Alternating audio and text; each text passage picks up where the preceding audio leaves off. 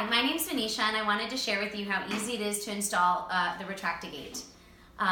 We had this banister, and we decided not to drill directly into the banister, so we bought a 1x4 from Home Depot, and we had it cut so that it was the correct height.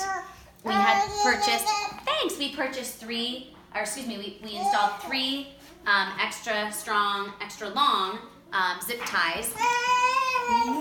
Around here, and you can see it's really, really sturdy and secure, and then just drilled into that to secure it.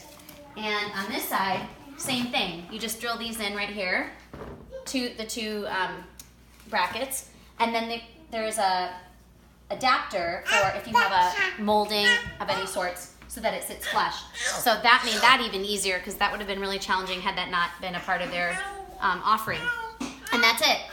Could not have been easier to install, and it really has left minimal. We have 2 holes from the nails on either bracket, and that's it. So it's extremely easy. Honestly, if I can do it, anyone can do it.